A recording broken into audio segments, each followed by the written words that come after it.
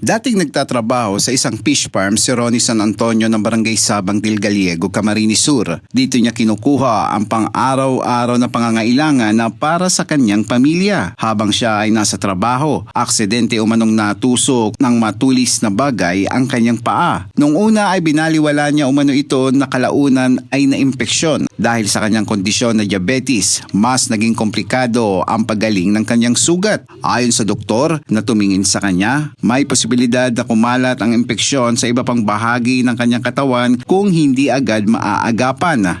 Dahil dito, inirekomenda ng doktor ang pagputol ng kanyang paa upang maiwasan ang mas malalang komplikasyon na maaaring magdulot ng kanyang pagkamatay. Dati po, nagtatrabaho po ako sa pispan.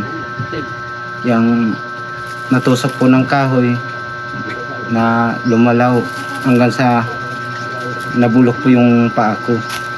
Umitim na po at sabi po ng doktor, kailangan dito po ang putol. Ano na daw po, lampas tuhod na. At ano daw po, kisa daw na umakyat yung infection sa akin, yun daw ay kakamatay ko. Kaya inano po, decision po ng doktor na putulan ako.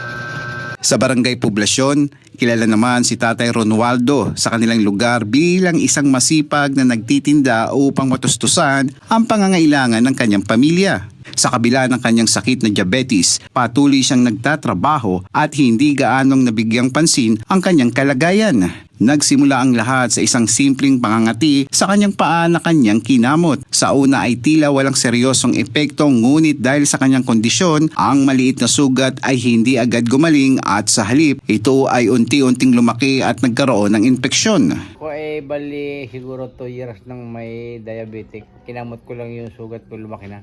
Bali naputulan ako sa UNCI. Parehong hirap na sa buhay sina Tatay Ronaldo at Ronnie dahil sa kanilang kondisyon na nagpapalimita rin sa kanilang paggalaw. Kaya malaking tulong ang natanggap nilang wheelchair mula sa provincial government ng Camarines Sur sa pamumuno ni Governor El Rey Villapuerte. Lubos ang tuwa at pasasalamat ng mga benepisyaryo sa natanggap nilang assistive device. Tulong po sa akin, nakakapag po ako luto para pagdating ng asawa ko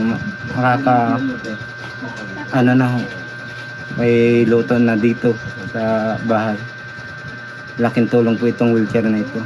Masaya ko, sir.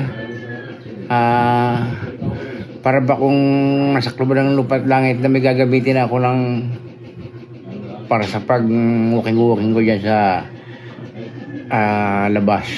Dahil may pag-asa pa naman ako, sir, maghanap buhay. Pag maling-galing yung sugat ko, mag-iisda ako dyan sa paliki. Ito ay magbibigay sa kanila ng kaginhawahan at bagong pag-asa. Hindi lamang pisikal na tulong kundi pati na rin ang pagpapakita ng malasakit mula sa pamahalaan ng panlalawigan ng Kamsur. Maraming salamat po, Gob, na sa pagbigay sa akin ng wheelchair at sa province ng Camarines Sur. Ganon din po sa lahat ng bumubuo ng inyong samahan. Ako po'y nagpapasalamat ng maraming na biyaya ang ibinigay niyo sa akin. Eli Balbin, CSN.